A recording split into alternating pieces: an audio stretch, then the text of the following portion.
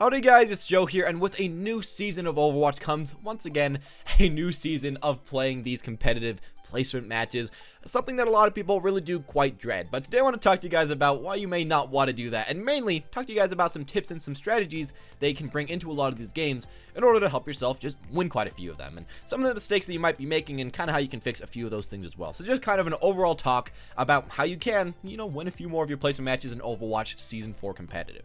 Anyways, with that said, let me just get started off with some of the most easy stuff, and then I have some in-game stuff I want to talk about, and some stuff about team comp that I'll end with. Anyways, to start though, I'm going to say the first thing you want to do when you're getting into these games, when you're starting off with the new season, is to remember to stay calm and remember that these are really honestly just 10 games, and that you can definitely make them up later. I feel like a lot of people overthink these games. Of course they do mean a little bit more SR than the average game, maybe even double the amount of SR, but you can make it up later. Especially I feel like a lot of people don't understand the fact that losing a lot of your placement games doesn't automatically mean that your MMR or your hidden rating will be as far down as your skill rating. Often your hidden rating is actually very close to where you were last season, and you can climb up to where you were last season quite easily. I did that in Season 3. Even though I lost quite a few of my placement games, I still actually got to climb up all the way to where I was in the first place and even a little bit beyond. So just do remember that. Of course, if you do great, that's even better. But just stay calm, remember these are regular games, and don't get too anxious about playing the games, and just kind of go for them. I wouldn't say to waste your entire season just waiting to play the games. I know quite a few people do that. They're just too afraid to get started on the new season. But I'd say do it as early as you can. There's really no negative to just starting off, and you're just going to improve faster than everyone else if you just start a little bit earlier than everyone else. Now, as far as the second thing I also want to say, make sure that when you are starting to play in this new season, play comfort picks. Now, I know when it's a new season, people say new season, new me, and they want to try out all these new heroes, just kind of right after the season starts. But honestly, I'd say play the heroes that you're used to playing that were pretty good last season. Maybe if you can play 2 or 3 different heroes, try to play them again. Even if they aren't the most meta people right the second, still you're probably going to be doing quite a bit better than picking up some random brand new hero that you haven't really played way too much before. Overall, just play who you're used to, and yeah, don't start with a brand new hero during these placement games.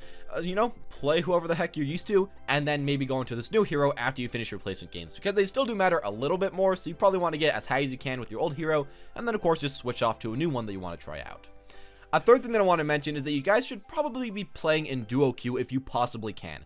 I'd say this is definitely one of the most important things that you can possibly do, mainly because there's like an infinite amount of pros, and there's essentially 0 cons to going duo queue, unless your duo queue partner sucks, but otherwise, there's really no cons. When you're going duo queue, you stay at a very average rating. When you go to 3 or 4 queue, you start finding people that are a lot higher level than your queue that you're at right now, so that's really not a great idea. But when you're at duo queue, you're fighting people exactly your level.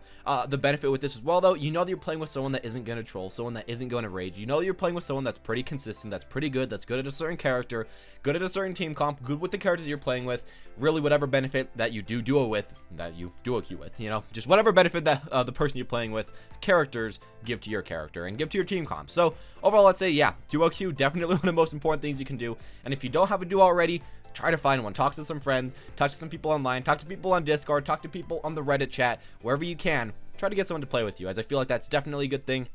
And as well, it keeps your spirits really high. I see a lot of people getting really angry by themselves, really having a hard time to continue playing. But if you're playing with someone else, you can just knock off the game, say, that was just a fraud, we're going to try again next time. I feel like it's a lot easier to play the game, and as well, there's just a lot of benefits, actually in-game as far as the MMR system, how it just kind of works.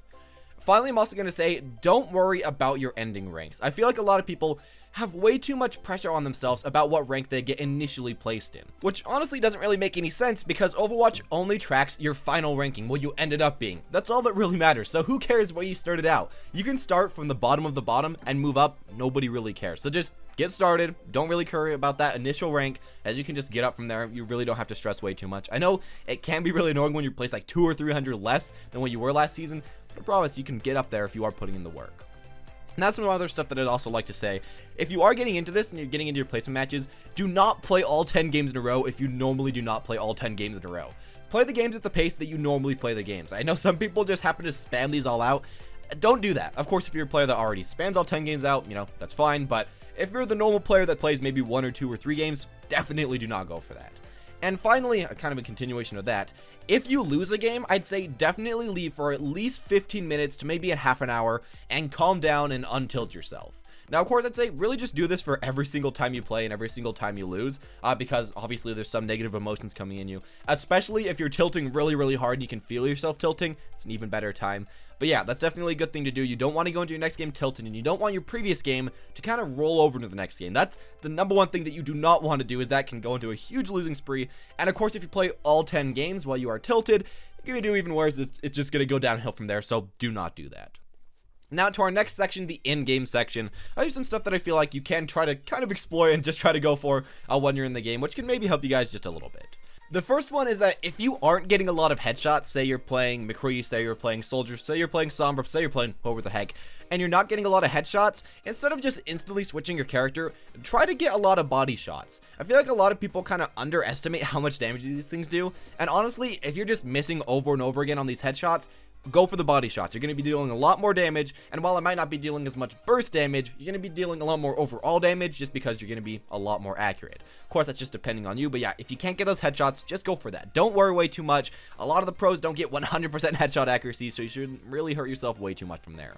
As well with this, don't get way too mad at yourself if you're missing quite a few shots. Again, a lot of people miss a lot of their shots. You want to hit as many as you possibly can, but just don't get tilted at yourself for missing or for not having the perfect accuracy that you do want. It's honestly okay. The enemies won't hit every single shot, so you shouldn't expect yourself to always 100% of the time hit everyone or get mad at yourself. It's better to honestly stay positive and stay happy in your game and keep trying the best that you can than getting stuck on what shots you missed, where you could have gotten kills. That won't help you way too much in this sense. Of course, watching your VOD reviews, it can help you from there, but in game, it's better to just continue, just go on and just keep trying your best. From here, I'd also say that one of the best things you can do yourself for increasing your accuracy and just increasing your gameplay is to practice as well for at least 15 minutes before every game or before your play session, whatever the heck you do. Honestly, that's one of the most important things. A lot of times you're going to get into the game in the first 3 to 4 minutes, your hands aren't really warmed up, you aren't playing the best that you can. While if you just put in a few minutes of time into that training room, you might not increase your accuracy overall, but you will get warmed up, and you're probably going to do a little bit better during the first few minutes, which is a lot of the times, especially on King of the Hill, where the match is decided anyways. So yeah, go for that, help yourself out. There's really no reason not to, so yeah, just try that out. Another thing I'd say for in-game is to make sure that you don't spam into the enemies if you're playing someone such as Lucio and your ult is charged and your team isn't trying to go in for a kill or even trying to poke the enemies. Now, the reason for this is simply charging the enemy support's ults. Of course, there's a lot of times where it's kind of hard if you want to know if you're supposed to be shooting in, because, you know, you don't want to charge the enemy's support's ults, but you want to get kills, so it's kind of hard. But if you know that your team aren't shooting the enemies right now and that you have your ult charged, and that you're by yourself or you're with one other guy that really isn't going for a kill, you probably shouldn't randomly be shooting. You probably shouldn't be randomly dealing people a little bit of damage, because you're just going to be charging the enemy's ults, and especially the support's ults. It's better to just play a little bit safe, wait for your team, and then push up with your ult while they don't have theirs. Honestly, that's a really good thing to do all the time, but especially during these placement matches, I feel like a lot of people do have a big problem with just kind of spamming out damage that doesn't actually do anything. So you can not do that yourself, and then you can definitely capitalize when the enemies are doing that, and you get your ults a lot faster. And finally, again, yeah, just mainly focus on not tilting yourself. I feel like that's one of the main things to always winning these games. But yeah, in placement matches, it's a little bit more stressful, so do as much as you can to in-game not tilt yourself and not get angry at your play. And one of the final things that you could maybe bring out that's a little bit jank, you know, a little bit jank, is to actually have your team and maybe 1 or 2 people on your team focus on one person on the enemy's team. And pretty much this is a rude thing to do, but you can tilt them pretty well. You can make so that they play really badly if you just keep killing them, and you can make so that maybe you could win your team the game. Of course, that doesn't work every single game, but if you're in a losing streak or if you're just not doing way too well, maybe you could try that out. That's won me a few games, not every game, but yeah, it's a fun thing you can try out, and maybe we'll win you just a few games in game. And now finally we're to the team comp part, the thing I'd say be last, and kind of who to actually play in the game. Now, first off and foremost, of course, play who you are the best at. Do not pick someone that you have no idea how to play. I don't know how many people have done this. They insta-lock Bastion without having a single clue how to play them. They insta-lock Reinhardt, they insta-lock Mercy, they insta-lock Zenyatta. Whoever the heck, insta-lock, and they've never had an hour on them before. Often you can talk to these people and say, please switch, and they definitely will. But don't do that. Don't be that guy, as you're just going to bring really little to the table. Whatever rank you're at, your rank is that certain character that you've never played before, it's going to be a lot less, so don't do that. Otherwise, though, some of the stuff that you can kind of learn about the team comp in this brand new Season 4 that kind of relates to Season 4 is first, at least for right now, try to go Bastion or somebody that counters Bastion, or at least have someone on your team comp that does counter Bastion. Now, I'd say this just because he simply right now does feel like a very strong pick. Now, of course, you could have someone like Ana, you could have someone like Widow, have someone like Roadhog, maybe Hanzo, a lot of different characters, of course, Sombra maybe. anybody to maybe counter this guy. Of course, if the enemies don't have someone that actually is playing Bastion, you can just switch off them immediately. But if you don't have someone ready and willing to actually counter this character, he can really strut through your team and make it very, very hard for you to get through your game. As far as something else, not talking about this character, I'd also say you probably want to pick somebody or some comp that is very consistent. Now, some consistent comps could be someone like Roadhog Pharah, Bastion Sombra, Bastion Soldier. That's a super consistent comp right now. There's a lot of different comps, just kind of look around, see what's been consistent in the past, and try to bring it out the best that you possibly can. Normally, gen comps actually can do pretty well in competitive, you know, when you're not really caring about your game way too much, but when you have these nerves and when you have this competitive fervor in order to play these placement matches, I'd say play someone that's a little bit more consistent. Don't go that Junkrat, of course, don't go that Widowmaker maybe, depending on how much hours you have on them, but yeah, just play who you feel like has been consistent in the past, and just keep it up from there. Now, to continue, I would also say, if you possibly can, maybe for yourself, for a teammate, for your duo partner, whoever, just anyone on your team, if you possibly can, try to get a Reinhardt on your team as well. This character has been pretty much one of the best characters, if not the best character, maybe not as like how much damage dealt, but just how much popularity dealt, in forever, and he still is pretty much just as strong, pretty much just as necessary, and somebody that you should definitely try to pick up on your team. If you can't pick him up yourself, try to get someone else to play him. If people are like, you know, can I play Winston, Zarya, Reinhardt? If you don't already have a Reinhardt, maybe support that guy, maybe say, go Reinhardt. He's very nice, very consistent, and he's just really overall quite safe. And as well with Bastion Soldier, with Bastion Pharah, with really everyone, he does quite well in this meta. So just keep it up, keep playing that guy. And of course, you already do play Reinhardt, just continue what you're doing as he's still very, very good. But again, a quick reminder, just play who you can mainly focus on and just play who you can mainly play, who you're really used to. I'd say that's definitely the most important thing, and then just try to pick up other people otherwise in quick play. Or if you really want to go in with a really, really good queen comp, maybe practicing quick play with characters that you aren't good at yet, get really good at them, and then bring them into ranked. That can work really well too, and that's probably what I'm going to be doing with a lot of my characters, so you can just go from there. Anyways, there we go from there. That's at least what I've been personally using in a lot of my placement matches from this season, the last season, and really every game that I play that had seasons. So hopefully that can help you just a little bit, and especially in this new season with a bit different team comps, try to put that into your game just a tad bit.